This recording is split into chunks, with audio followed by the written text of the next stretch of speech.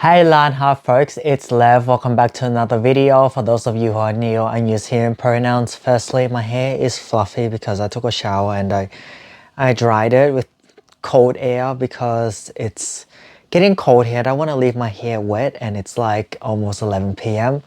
So usually it's not that fluffy, it's just because I dried it with a hairdryer. I haven't filmed a video in like 2 months, so I'm a little bit rusty. The last time I filmed a video was when I got back from Vietnam, but then I haven't uploaded that yet. So I have like a few videos, like 3 videos I think that I filmed, but I have not posted yet. And I will post those eventually, inevitably. But for this video, which is like an idea that I thought of at like 4:30 in the morning or like 4 a.m. last week when I couldn't sleep and I felt really sick and I couldn't sleep.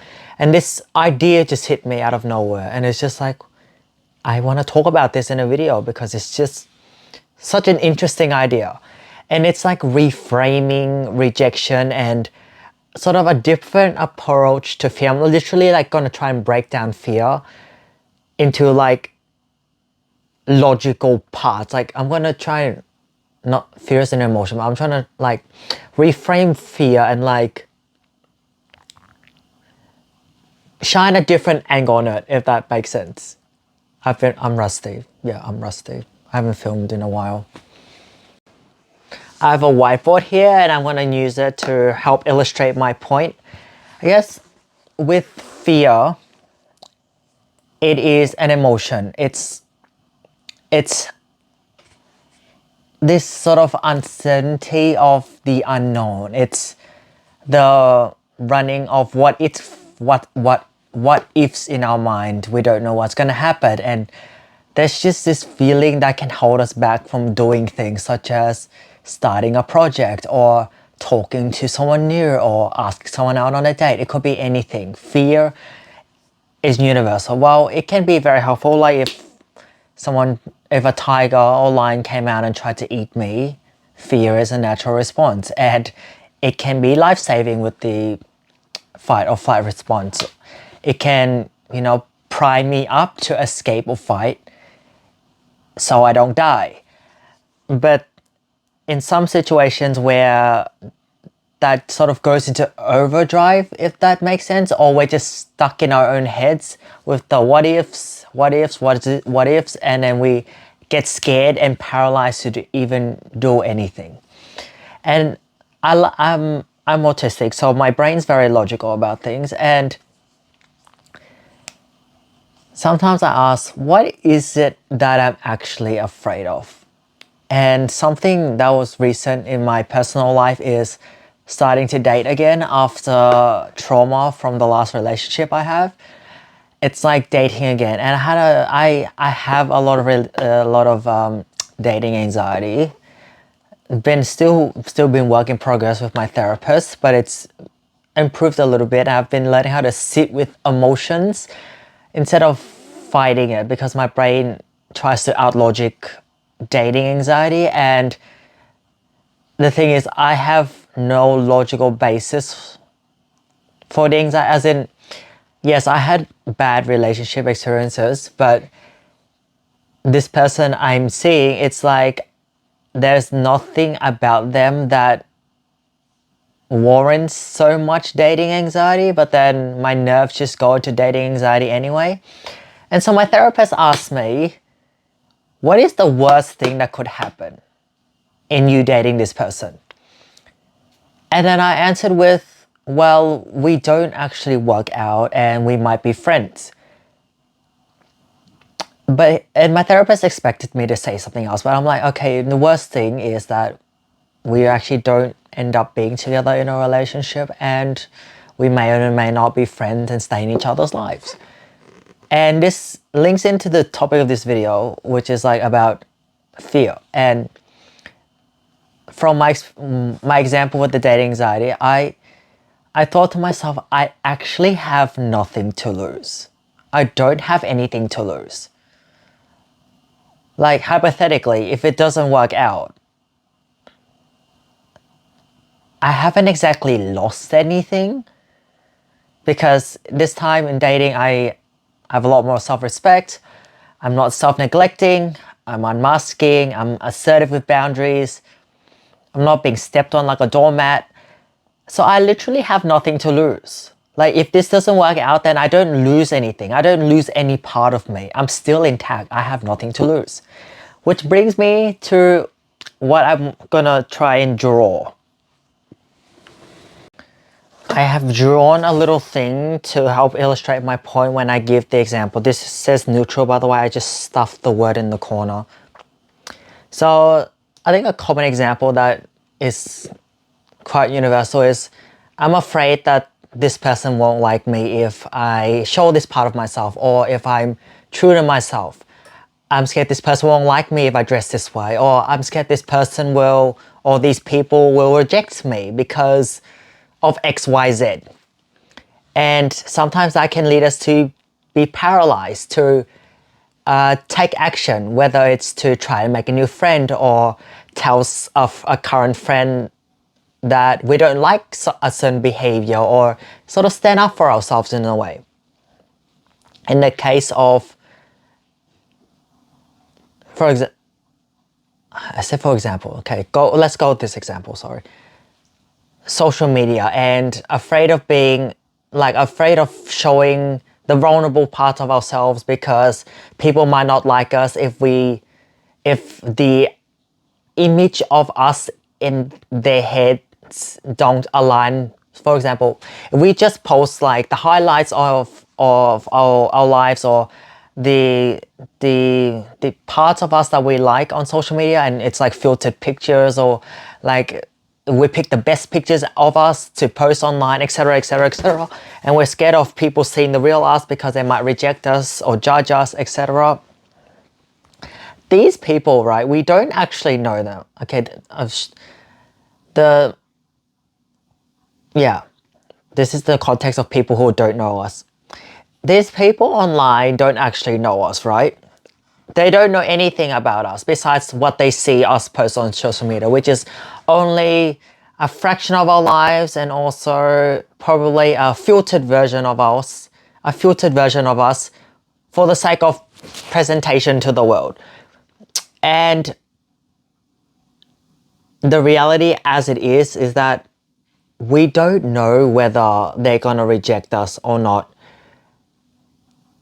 before we've actually been vulnerable. Like we don't know, basically, reality as it is, we don't know the outcome. Say if we're vulnerable or show some show us different side of us that is more real and authentic, right? Reality as it is, we don't know how people are gonna react. We don't know. But in our heads, it's almost like they already have the power, as in they like us already. And it's like a game, it's like in our heads, it's a game that, okay, people like me already. And if I show my vulnerable part of myself, that then becomes a loss, because people are not gonna like me anymore because I show my vulnerable side. Whereas in reality, if we've only showed the filtered version of us and people have not actually seen the unmasked version of us online, we don't actually know whether it's gonna be like they're gonna like us or not. We don't know the outcome when it's reality as it is until we've actually done it. But in our head, it's almost as if they have the people, the followers, whatever it may be, already have the power over us. And that in our heads, they already like us. And then we're scared of losing that like. Sorry, I just raised my voice. We're scared of losing that social approval, and it becomes this loss here. But again, reality as it is, we don't actually know. It's like we don't actually know, and we don't know who the hell these people are anyway. But in our heads, it's like we already have their approval, and if we show something else, we're gonna lose that approval. Even though it hasn't happened in reality yet. There's no concrete evidence in reality to back it up yet, but in our heads, it's already a game that we're afraid of losing. Extending this concept of fear of rejection into my personal life, I'm going to illustrate something using this graph: time, outcome, meaning, losses and gains. I'm autistic, and for all of my life up until January this year, I have been masking, which means I self-neglect. I try to fit into the mold of what society and thinks people should behave, as in the neurotypical world that governs how people should behave. And I put on this act, I put on this facade to fit into that mold and idea of how people should function and behave. And that involves a lot of self-neglect because I don't ask for what I need, I don't do what I need, I don't interact with people in the way that is most comfortable to me because, etc. This is not an exhaustive list because of the fear of rejection and being seen as the weirdo and being an outcast in society. And that has led to a lot of impact on daily functioning because it drains a lot of my energy, putting on this facade, lying to myself, saying I'm okay with things when I'm not okay with things, having horrendous people-pleasing tendencies, etc. I probably will make a video about this whole autistic masking in future if I haven't already. But I won't spend too long talking about that in this video because different topic. So I've done that a lot of my life. And I sort of started here at a loss because of all of the things I said before.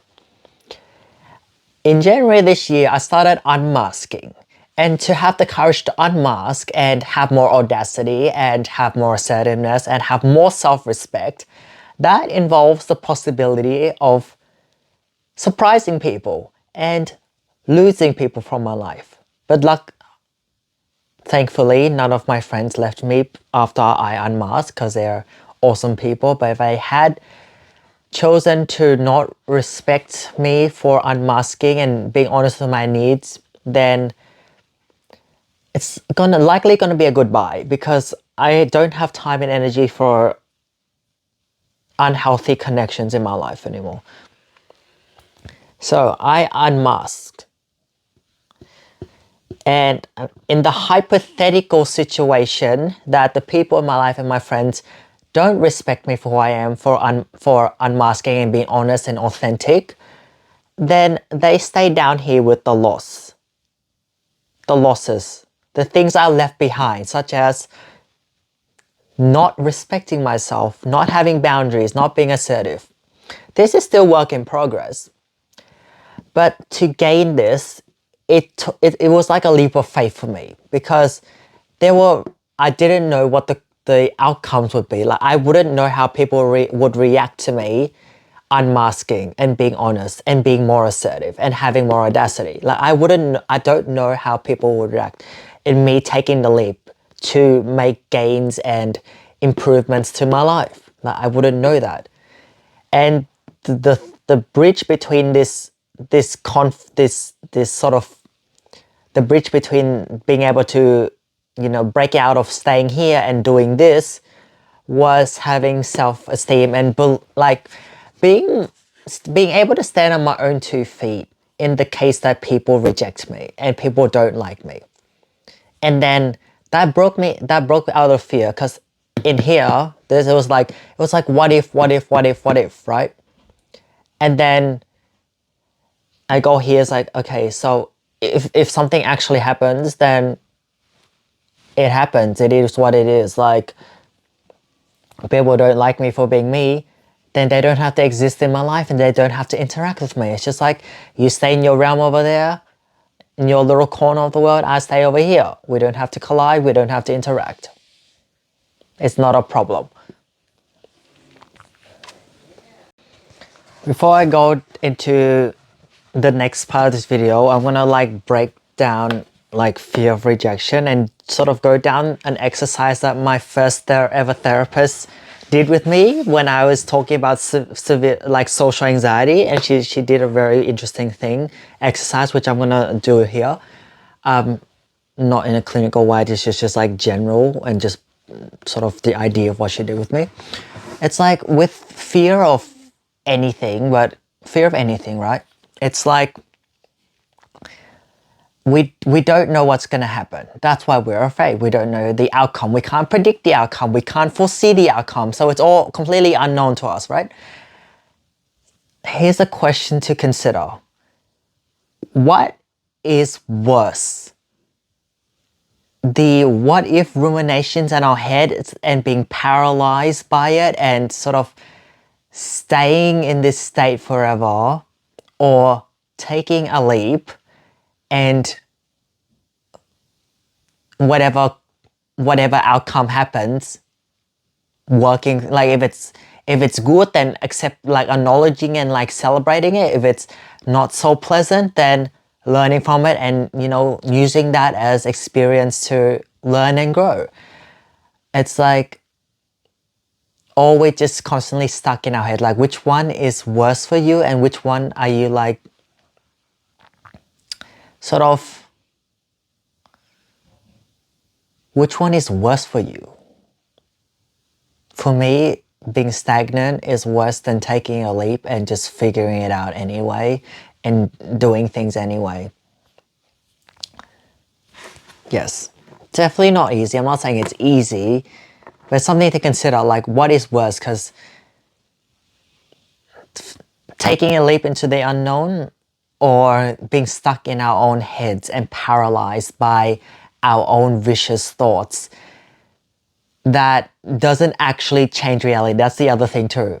The what if thoughts don't actually change reality. If we do something that is scary, outcomes happen. Us ruminating about it doesn't actually change what's going to happen in reality. It doesn't change reality. We just try to sort of control the world in our minds, but the reality of it doesn't work like that. So yeah. Okay, going into this. Fear of rejection. I'm just trying to think of how to approach this. Okay, fear of rejection. So if we have the thought, like we start with a thought, right? Like, oh, okay,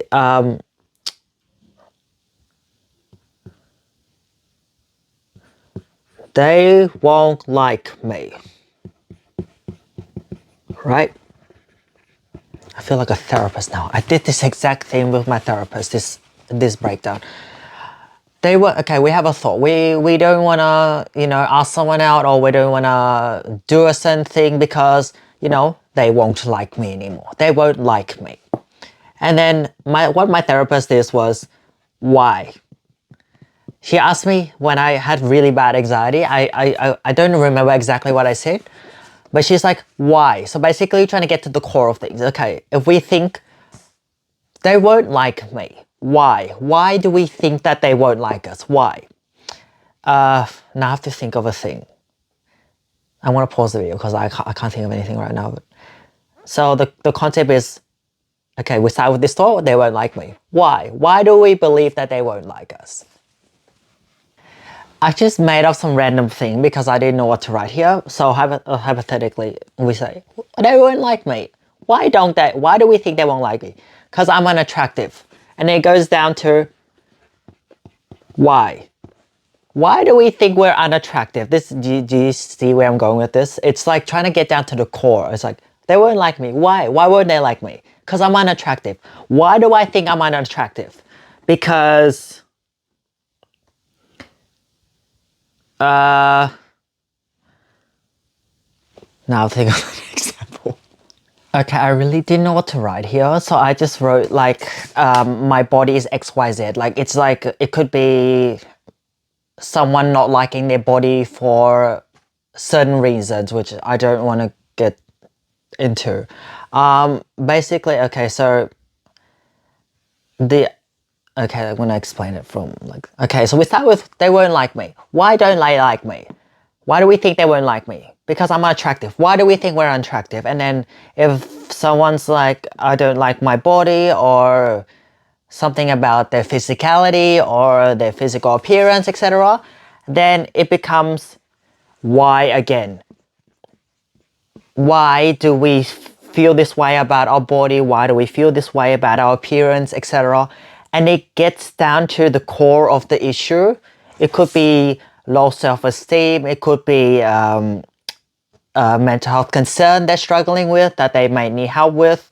Like if someone has body image concerns that might be related to different eating disorders or certain behaviors that are not very healthy. So like I'm not gonna get any more levels because it's getting clinical. I'm not a psychologist and I don't want you to watch this video and just like take this the wrong way.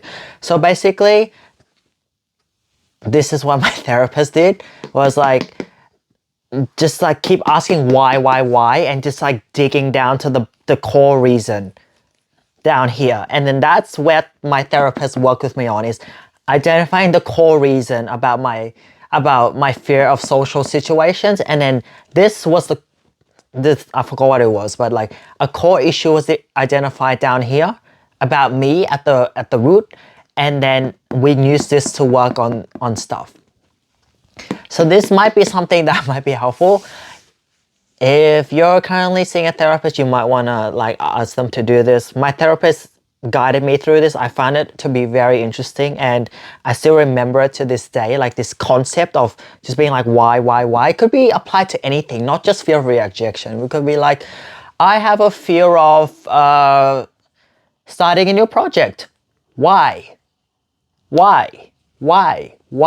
And just like going down layers by layers, and then identifying the core, and then targeting this would be ideal in helping us overcome a certain fear or something we're paralyzed by, etc. I think that's all the thoughts I had for this video. I'm gonna try and do a little summary now. So basically, our fears are often rooted in something. It's often rooted in something a lot deeper than just feeling the fear. It's likely rooted in something deeper that needs to be dug up and sort of addressed. In my case with autistic masking, for example, it's not that I didn't want to like acknowledge my needs, but it was rooted in a lot of things like fear of being ostracized and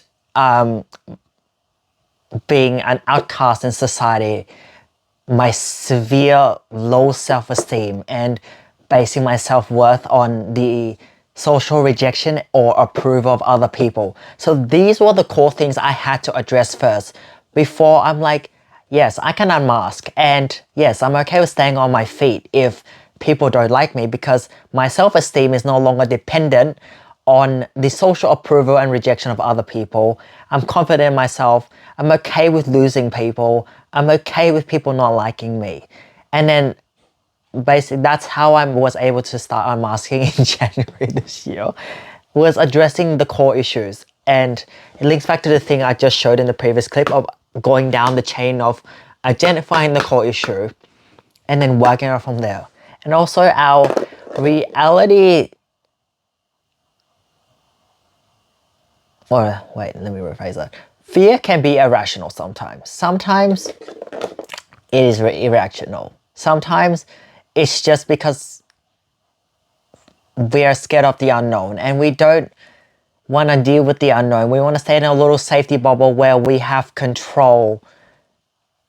We have perceived control over the situation, and we subconsciously believe that if we do enough what ifs, I know because I used to have severe social anxiety, so I'm talking from experience here.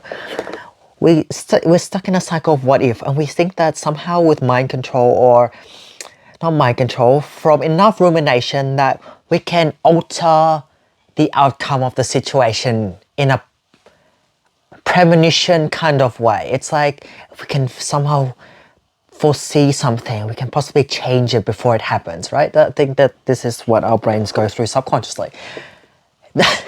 Doesn't work like that, unfortunately. Doesn't work like that. Reality will happen.